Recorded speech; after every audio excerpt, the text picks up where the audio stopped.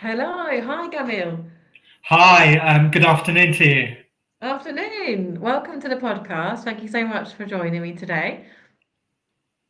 So, a Honestly, brief introduction, very, it's very a briefly, pleasure. and then I'll. No worries. So, Gamiel is an expert in diversity and inclusion. Absolute pleasure to have you on the podcast today. But over to yourself, Gamiel, for you to introduce a bit more about yourself and what you do. That would be great. Fantastic. First thing, I just want to get clear with everybody. And I've been a diversity and inclusion strategist for 24 years. And to me, there are no experts when it comes to diversity, equity, and inclusion. I know that much about diversity, equity, and inclusion, which is probably that much more than other people, but there is that much to learn. And there is no way on earth I could learn everything about every single individual. It's just impossible. The key is to actually be able to know where to find the information that you need and to focus on the stuff that you're doing. And that's so important. But also, it's about networking and how you network and how you grow your network with others. So, as I said, I've been doing this for a meager sort of 24 years, and I still Amazing. don't Yeah. consider myself to be an expert. But Oh, as wow. an organisation, sorry, I set up Diversity Marketplace in 2005, Mm. partially because the the organisations, the corporate world, you could say, weren't ready for me. I wanted to explore lots of positive action, lots of research and audits that a lot of the organisations I worked with didn't really want to do at the time. They wanted to focus on the stuff that made them money. And so I set up Diversity Marketplace in 2005. We're now a team of diversity strategists, auditors, researchers, facilitators, trainers, and we work with clients all over the world. Fantastic. No, that's amazing. So global consultancy that you have there.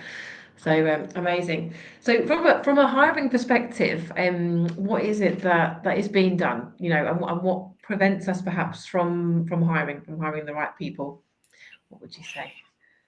Well, you could say the biggest barriers Mm. to everybody that hires is the fact that everybody that hires genuinely believes they are good, honest, decent individuals without any biases, without any blind spots, and that you know, and that there's no way that they'd intentionally treat anybody differently from anybody else. However, every single individual has biases, every single individual has blind spots. We have preferences, we have preferences towards certain types of individuals. For me, a really good recruiter needs, the first thing that for me they need to do is get to know themselves better. Sales And first. that Yeah. is Mm. about understanding their biases. And again, there's some free tests that you can do. Harvard do a free test called the Harvard Implicit Test, and Mm. you can test yourself on biases against, I think it's 12 different diversity strands. So that's one thing, but also it's the recognition that if we have five friends or respected individuals that we really value within our network, you know, if somebody walks in the room that reminds us of one of those individuals, the likelihood of them getting recruited suddenly jumps by 50%. Wow. That's crazy. It's that influence, like you say, of similarities with other people that they know. So many factors that come into play, isn't it? But that's crazy. Yeah, if someone's similar to someone that they know, they relate to that profile, perhaps. But it's being aware of that. Yeah. Mhm. Hmm. Interesting. Yeah. So it's what you say, sort of looking at yourself and being aware of your biases and how you make decisions Yeah. is a good starting point. Yeah. And Okay. also, Good stuff. yeah, I was Mm. just about to say, some of the times it's about filling the gaps.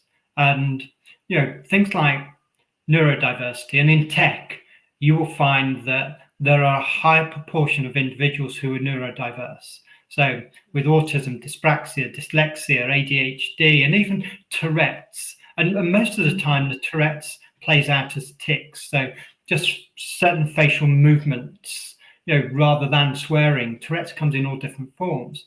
But unless we're aware of the different issues and challenges that individuals who are neurodiverse have, we are not going to be able to notice things. We are not going to be able to support them. We are not going to create that interview environment where they feel safe to talk about themselves. So again, getting to know different diversity strands and different aspects of different diversity strands is so important, including culture and understanding that some people from different countries will be very loud, and some of them will be argumentative, because that's how they show their knowledge, is by finding a different way of seeing something.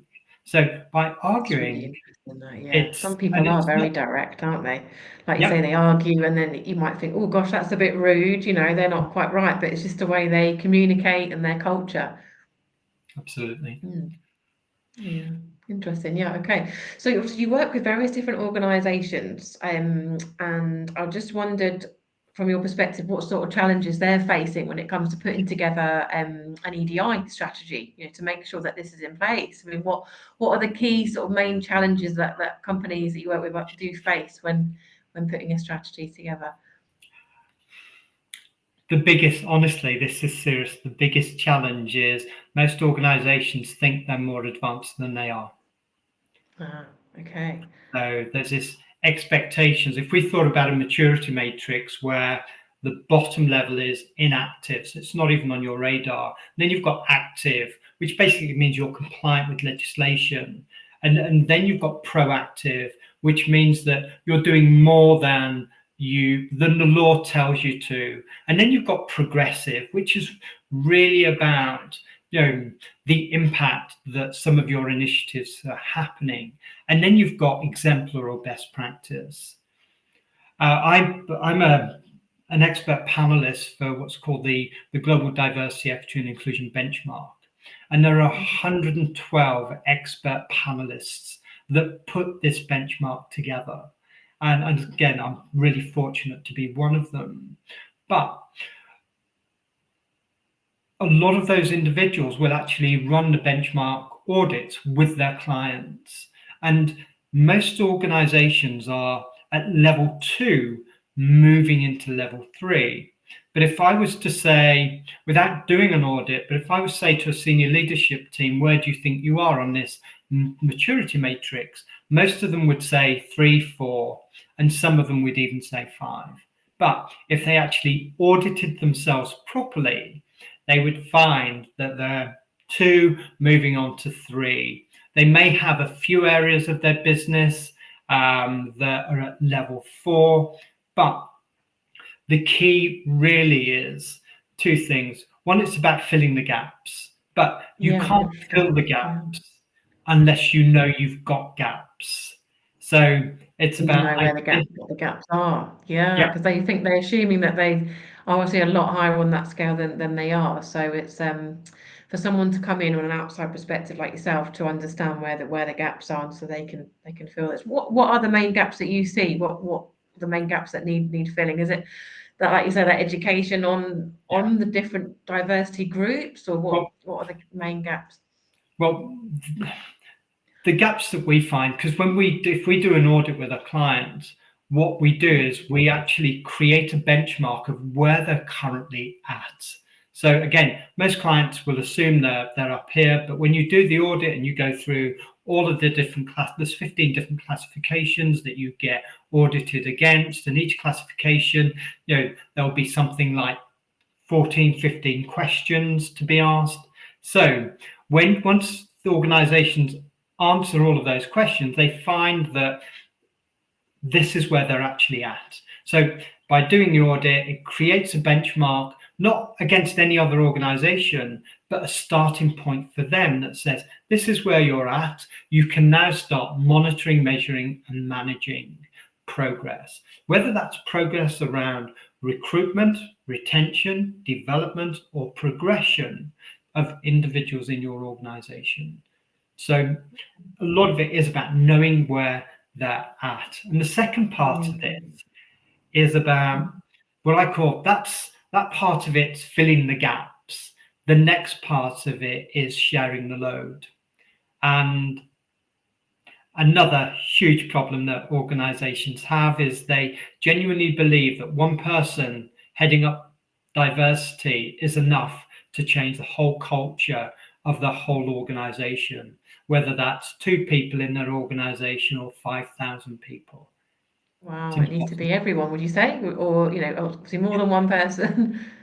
No, that's interesting. Thank you. So is there, when you do the audit, is there an accreditation that companies can have to show that they are implementing such a strategy so they can show this off, to be like, wow, you should come and work for us because we've done this, Unfortunately, even though the Global Diversity, Equity and Inclusion benchmark is global, it doesn't have an accreditation yet, but that's the next stage of it. So there's 2 stages. One is the digitalization of it, and the second one is the certification of it. Even though it's globally recognized, it just doesn't have a little sort of logo to say you have been certified. I just think it would be nice, because obviously when it comes to candidate attraction and engagement, it's a huge topic, and it can massively help, with determining a company's values and whether they're the right company for them to join. I'm sure there's stuff that can be done. I mean, you could create your own little statement, and you can make that statement look. In fact, you can create a statement that looks like an accreditation, and just say that we've come out at level 2 or 3 on the Global Diversity, Equity and Inclusion benchmark, which is a fact. That would it's be just really good not. to show off. But for the organization that run the Global Diversity, Equity and Inclusion benchmark, that's part of what's happening in terms of the development. It's been going since 2016, and every 4 years it gets updated, and it gets updated by, let's say, 112 expert panelists, and all of these 112 individuals are either diversity and inclusion practitioners, professors in universities, membership organizations, etc. And they all get involved in updating it. And what they do is they look at what other benchmark tools are available on the market, and they pull out the best from those other benchmark tools. And it is how are they going to determine it is a free audit. You can, I mean, if you wanted to do it yourself, you can download it totally free. The only challenge is you won't know what you don't know. Yeah, exactly. So that's where you need someone to come in. And where will you find that? Just for anyone interested to see, the different benchmarks and different. So literally go to Google, type in the Global Diversity, Equity and Inclusion benchmark, and it will it will take you to a link to the site, and you literally download the benchmark tool. And there's loads of information around it. And just a word of, I'll say warning, you need to get past the first 60 pages because they're literally promoting all of the sponsors and everybody else, because there's a lot, it costs a fortune to have done, and a lot of that is through sponsorship And a lot of people involved in that. No, that's great that you're part of that. Okay, and my next question is there a key piece of advice that you could give to companies when it comes to making sure that the strategy is successful, that it's going to work well? So firstly, the strategy needs to be simple, and that's key. And I think it was Leonardo da Vinci that said in one of his quotes was, simplicity is the ultimate form of sophistication. And it genuinely is. One, we need to make it simple. Two, we need to get as many people involved in that strategy as possible. And again, one of the programs we're looking at we are developing within the voluntary sector, we're looking at creating the largest allyship program in the UK.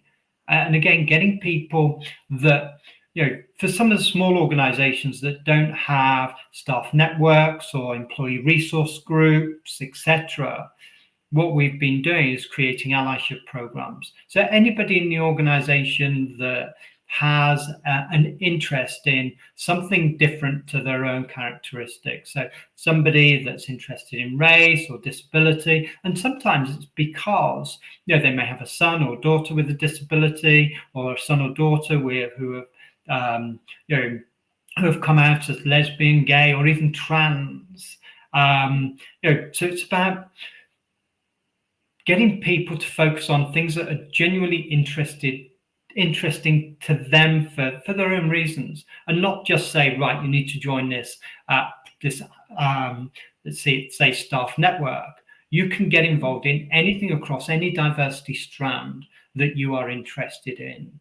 So, but an ally is somebody that advocates for and raises the visibility and voice of somebody who is different to them. I really like that. It's a way of finding a champion, isn't it, within an organisation that can help everyone else in the organisation understand a bit more about that strand, like you say. So having key people within the business for that. Okay, no, I really like that. Thank But you. there are probably another 100 other things to do. Yeah, lots to do. Yeah, I'm interested about obviously the various different cultures that we're in. There's so many different cultures and different ways that we communicate. We spoke about way people are greeted, for example. The Italians are very much kiss kiss and very sort of tactile, whereas others are not like that at all.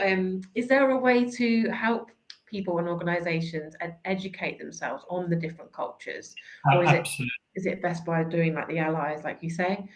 Well, one of the biggest challenges that exist in organizations at the moment is people are afraid to have conversations. They're afraid of upsetting other people. And my key to all of this is simplify things. If you don't know somebody very well, just go up to them, say, we've worked together for a couple of years, but I don't know you very well. Tell me about yourself.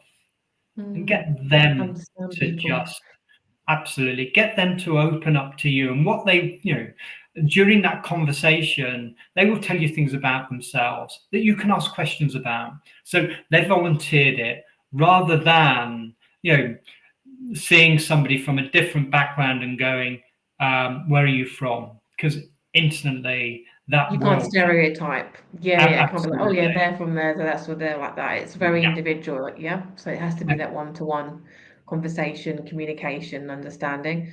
It has to come from them. So if they want to share stuff with you, expand on it.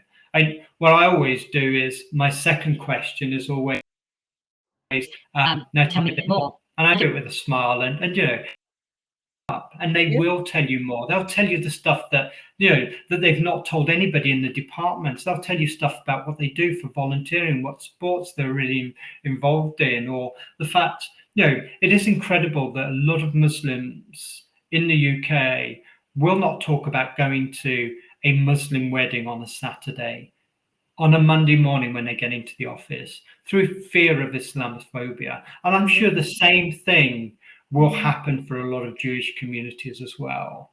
Because of and worrying about those stereotypes, worrying what people would think, not being afraid to do that so that people can understand you and your culture and what you're interested in. But it's taking the time, isn't it? Taking the time to get to know someone and delving underneath the surface, isn't it? Because people will tell you what's on the surface level, but unless you ask and delve deeper, it's a bit like in recruitment. Someone will say, oh yeah, this is why I want to leave this role, but until you sort of probe more questions, then you get the real answer. It leads on to another issue and challenge that employers will have. And again, it doesn't matter whether somebody's joined them a week ago or worked with them for for years. we do not know our people well enough. We don't know how to maximize on their potential, or we will micromanage. And when you micromanage in a business, you stifle creativity, you stifle innovation, you stifle thinking, and you don't grow at the speed that you could grow. And that's a huge challenge for businesses. Growing and having that efficiency. But I like that approach. It's a lot of businesses, like you say, feel like they have to be in a certain structure, micromanage a certain way, or they're very much money focused when actually they just need to bring it back to understanding the people and understanding each other and that approach. Yeah, no, I like that. Okay, how can we redesign a more inclusive recruitment and selection process? So when we're interviewing, when we're deciding, who to take on for the role, how can we make sure that we redesign it to be more inclusive? Okay, I might be a bit controversial here, but I think we need to rip up every single job description and start again. Yeah. And let me explain what I mean by that. So if you look at a job description, anybody's job description, you will find that the person that gets that job will absolutely love a third of what's on that job description. They will like the other third, and they may hate doing the final third. So Yeah. That's true. but Yeah, you will find that. Yeah. but it is true, we put off those things that we don't like doing, and they take twice as long. But for every third, somebody else will absolutely love that bottom third. So why don't we rip up job descriptions, create a role where somebody is doing 3 times the stuff that they love doing? So they're going to be more engaged. They're going to be more productive. They're going to, be absolutely brilliant at what they do, even though they probably are, but they're doing more of it and they're having more impact, and the company's growing faster because it's doing more of the top stuff that needs to happen. And then you've got people doing the middle stuff that absolutely love doing that. And again, the bottom third that absolutely love doing it. So everybody is really enjoying everything that they're doing. And So make it more specific then. So it's not like it's too much, isn't there, on job description? They want everything, they want the unicorn, but it's like, okay, well, what's the important stuff and not finding that. And then, yeah. And the other challenge here, or the other opportunity here, is we talk about social mobility all the time, and we want to improve social mobility, but the jobs, are few and far between when it comes to lower skilled workers. So if you think about that bottom third of mainly admin and stuff, that could potentially be done by individuals from socially deprived backgrounds and actually improve that social mobility. And again, that bottom third could be split into 3 different areas. And again, do exactly what we've done with the first job description and literally split it again and split it again and split it again, so that you've got jobs for everybody. And I know that's probably rather than one person that does everything. It's okay. Well, let's have it even more specific, and then you can include more people into the company as well. Yeah. So that's probably the hardest thing, and the thing that probably won't happen for. I mean, I predict it will happen at some stage, particularly with the introduction of AI and the impact of AI. I think we will need to really focus on dividing our job descriptions. But I think for social mobility, we have to do that. If we don't do that, we're not going to, to improve the social mobility and the opportunities for people who are from marginalized backgrounds, because those are the ones that are more likely to be in socially deprived areas of the UK. So I like that redesign. That's great. Thank you. Excellent. okay. Okay, so when you have diversity within a team, How can we maximize on this diversity? So how can we make sure that we're making the most of the diversity within teams? Well, again, this is another interesting point. Partially, organizations are either diverse or they're inclusive. And what I mean by that, if you think about a 4-box grid, so you've got on the top of the grid, you've got high levels of diversity and high levels of inclusion. And then at the bottom, you've got low levels of diversity and low levels of inclusion. So where you've got an organization that has high levels of diversity and low levels of inclusion, what you tend to find is that even though you've got huge amounts of diversity, that diversity doesn't feel included. So they are less likely to stay. They are less likely to grow and develop and into senior leadership. They are less likely to recommend you elsewhere, and they are less likely to actually have an impact on that organization. So even though you might have high levels of diversity, it's what you do with that diversity that really, really matters. It's how you nurture that diversity. It's almost like making a strange comparison, but making a cake. So when you make a cake, you have loads of ingredients, and to meet the ingredients of the diversity. But with those ingredients, you have to measure everything that you do. And if you don't measure in the right way, it's about like people. If you don't support people in the right way, your cake literally becomes a pile of ingredients. But when you treat people in the right way, you have this brilliant, brilliant cake.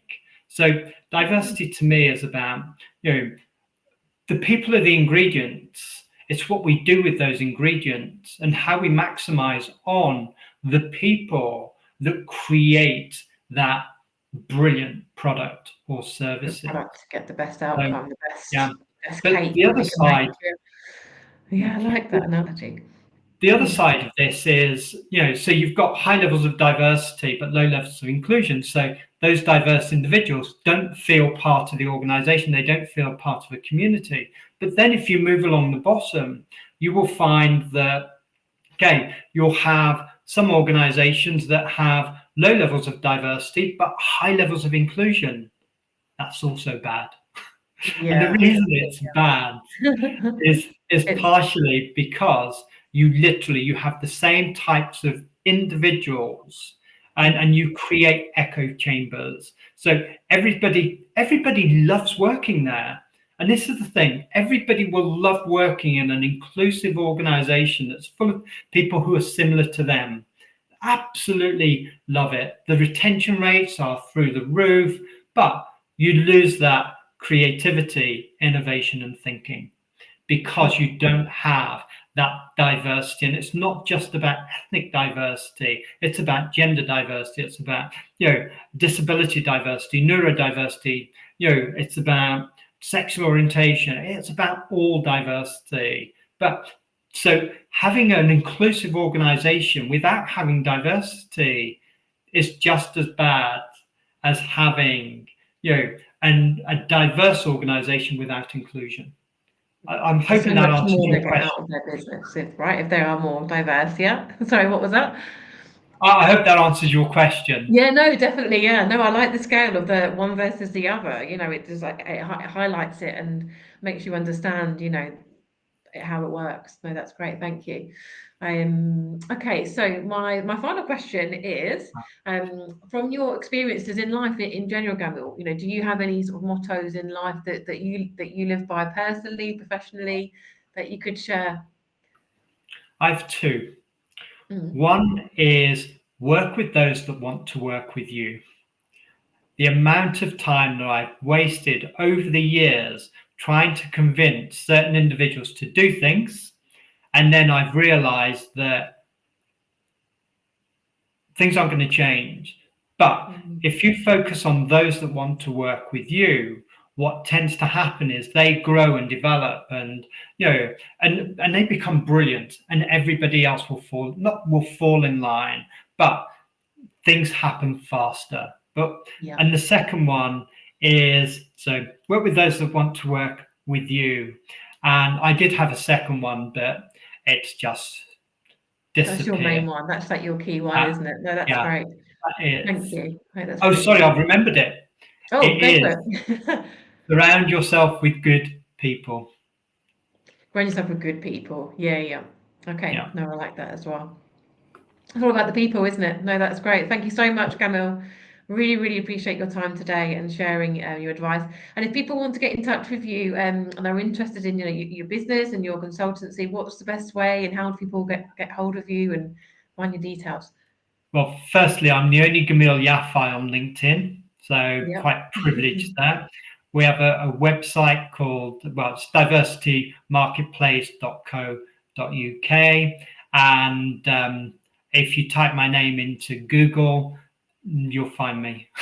Yeah, Um, there's lots that you get involved in, isn't there? What's coming I, up? Any events coming up? Anything I, that you're doing soon? yep, this evening we have the awards for Women Leaders UK in Milton Keynes. So I'm a Oh, that's trustee. tonight. It is tonight. So I'm a trustee of Women Leaders UK. Next week, we've got a session for Yo Sushi where we're bringing together, I think, 7 individuals who are neurodiverse to talk about their experiences, because it's Learning and Development Week next week. So they're going to talk about their experiences of learning and development, the things that worked well for them, the bad sort of managers that they've had in the past, but Yeah, honestly, every week there is something or other. yeah, But something. Emily, thank you very much for the You're invitation. very That welcome. time has just disappeared. Yeah, I know it's gone really quick. Yeah, very nice conversation. Thank you so much, and hopefully I'll speak to you soon. Thank you. You take care. Okay, take care of yourself. Thank you. Bye. Bye. Bye.